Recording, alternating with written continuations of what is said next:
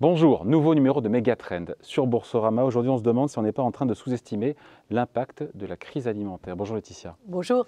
C'est vrai qu'on parle beaucoup dans l'actualité, évidemment, de l'inflation galopante, liée largement à l'évolution des prix de l'énergie. Mais il y a une autre composante de l'inflation qui aussi croît très très vite, c'est l'alimentation. Ce sont les matières premières agricoles et les céréales.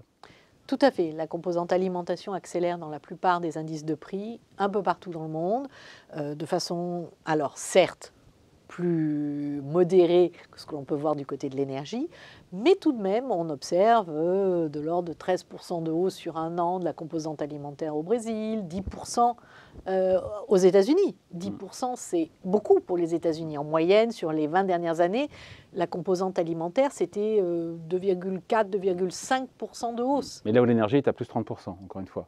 Je suis Et c'est pour ça qu'on parle essentiellement des effectivement. problèmes de gaz, d'électricité et d'essence. Mais l'alimentation, c'est quand même Deuxième poste dans le budget des ménages. deuxième poste pour nous enfin même pas parce qu'il y a aussi le logement. Oui, je pensais au logement, oui. Oui, voilà. C'est le logement, C'est le alimentation, logement, essence. voilà. Dans les pays développés. Mais quand vous regardez dans les pays émergents, en moyenne sur les pays émergents, c'est 25% l'alimentation. Donc c'est quelque chose de conséquent, 25%, avec des fortes divergences. Vous avez en Inde 40% de l'indice des prix qui est formé par les prix alimentaires. Donc c'est vraiment quelque chose de primordial. Encore une fois, il y a cette hausse généralisée, évidemment, de toutes les matières premières. On fait un distinguo entre, je ne sais pas, le blé, le maïs, le riz. Alors oui, on fait un distinguo parce que les types de production sont différents. Néanmoins, on parle surtout du blé, d'ailleurs, soit dit en passant. Oui, du fait du conflit tout à fait. entre la Russie et l'Ukraine. Tout à fait, mais globalement, on a quand même une pression haussière de l'ensemble des matières premières agricoles. Quand on regarde tous les marchés. On aurait le sentiment, peut-être à tort, de croire que tout a commencé dans cette ascension des prix des matières premières agricoles, que tout a commencé au moment de la guerre en Ukraine. Ce n'est pas la réalité, en fait. Non. Effectivement, quand on observe les cours, le début de la hausse, je dirais, a été post-Covid, post-réouverture, avec une demande accrue, peut-être des problématiques surtout de production et d'offres qui ont fait que les prix ont commencé à monter parce que la demande restait supérieure à l'offre. La crise, évidemment, ukrainienne est venue accentuer cette tendance, puisqu'on se retrouve avec deux pays qui sont au centre de ces marchés agricoles, puisque la Russie et l'Ukraine sont deux gros producteurs de céréales. On parle souvent du blé, on a tort là aussi de ne parler que du blé. Alors effectivement, il n'y a pas que le blé, vous avez les oléagineux notamment, l'orge pour l'Ukraine, donc ça va au-delà du blé. Et puis il y a la problématique des engrais. On n'en parle pas assez. Alors là, mais pour le coup, on est très en amont sur les engrais. Ah oui, très en amont. Mais de fait, si vous avez une flambée aujourd'hui des engrais, vous retrouverez ces hausses. Quel rapport entre l'engrais, l'Ukraine et la Russie? Ce sont deux très gros producteurs et exportateurs d'engrais. Vous avez des pays qui dépendent entièrement de l'Ukraine, notamment. Donc là, on parle des prochaines récoltes, pour le coup. Voilà. Parce que vous avez donc une interruption quasiment des livraisons, en tout cas en provenance d'Ukraine, en provenance de Russie, c'est assez compliqué également. Donc vous avez un pan de l'offre qui a disparu.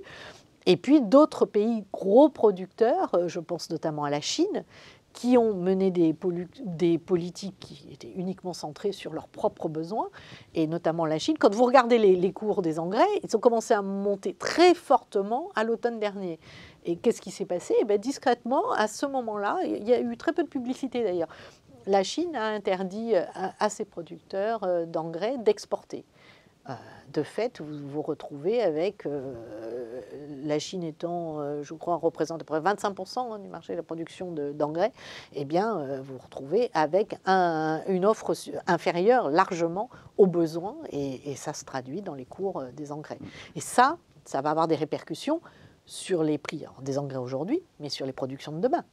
Est-ce que, donc il y a des perturbations, on le voit bien, que ce soit au travers de l'aléa climatique, on l'a vu en Inde avec une vague de chaleur, que ce soit au travers de cette guerre en Ukraine, est-ce que ça pousse à dire que les prix des céréales sont déconnectés des réalités de l'offre et de la demande, ou pas tant que ça? Même si on sait que les marchés, évidemment, ont tendance à... En fait, tous ces événements extérieurs que l'on ne peut pas vraiment contrôler. Le climat, malheureusement, on le prend comme tel. La guerre, on n'avait pas non plus d'éléments pour contrer, je dirais. Donc ça affecte directement l'offre, et alors que la demande reste forte, puisque la demande, l'alimentation, c'est assez constant, hein, c'est lié à l'évolution de la population. Donc vous avez si, quand on dit les hausses de prix représentent finalement, il y a une part évidemment de spéculation post-déclaration de guerre, puisqu'on a eu une flambée alors qu'on n'avait pas du tout constaté encore de chute de livraison de céréales.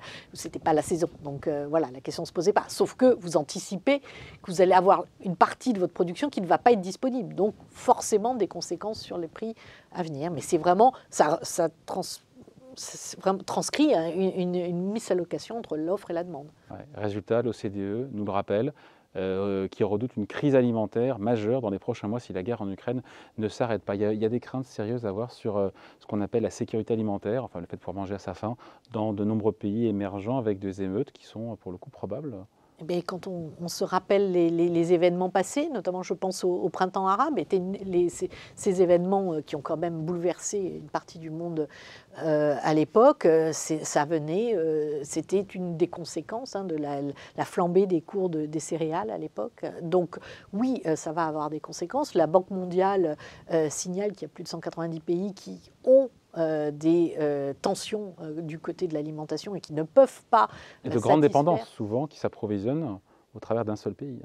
Voilà, vous avez des liens assez forts. Quand l'Inde ferme aussi ses frontières et décide d'interdire le 14 mai dernier les exportations de céréales, alors vous allez me dire, c'est pas énorme les exportations de céréales de l'Inde. Mais l'Inde produit 110 millions de tonnes, elle en exporte 7 à 8 millions. Donc effectivement, c'est pas énorme pour sa production. Sauf que dans ces 7 à 8 millions, il y a 3,6 millions qui étaient à destination du Bangladesh. Et pour le Bangladesh, c'est la moitié de ses approvisionnements. Donc vous voyez bien que l'impact sur le Bangladesh va être considérable. Ça veut dire que la solution doit passer justement au contraire de ce qu'on voit par une espèce de coopération entre les pays. Alors qu'on voit quoi? On voit la Russie pour des raisons politiques qui cesse ses exportations de céréales. L'Inde, encore une fois, il y a eu cette vague de chaleur qui a contraint un peu la production et donc il y a cette idée de garder sa production pour des besoins domestiques. Il faut aller vers plus de coopération. La solution elle est là, au-delà du constat et de ce risque, encore une fois, sur la sécurité alimentaire de beaucoup de gens. Voilà, oui, mais comme toujours, hein, comme on a vu, nous, à l'époque des vaccins, la coopération, c'est peut-être le meilleur moyen de passer l'épreuve. Mais clairement, on va rester avec des tensions sur ce marché de l'agroalimentaire. On va rester de manière structurelle, au-delà, encore une fois, à supposer que la guerre cesse, on continuerait à avoir des problèmes de... On voit que, comme je le disais, et nous en parlions au début de cet entretien, les conditions climatiques et les conditions sanitaires ont fait que nous avions d'ores et déjà une flambée des prix avant la guerre. Hein. Donc, exacerbée par la guerre. Voilà, il y a fondamentalement, je pense, structurellement, des tensions sur ces marchés agricoles liées notamment au réchauffement climatique. Avec, encore une fois, et on finit là-dessus, la hausse des prix alimentaires, il y a l'énergie, même si l'énergie doit se calmer un petit peu en matière de cours. Si les prix alimentaires prennent le relais, ça alimente l'inflation au global. Hein. Au global, et donc on risque de rester d'entrer dans une période où on aurait une inflation qui structurellement serait plus élevée que ce que l'on a pu connaître sur les 15 dernières années. Allez, merci Laetitia Badeschi, merci à vous. Merci. Nouveau numéro de Megatrend dans les prochains jours sur Boursorama.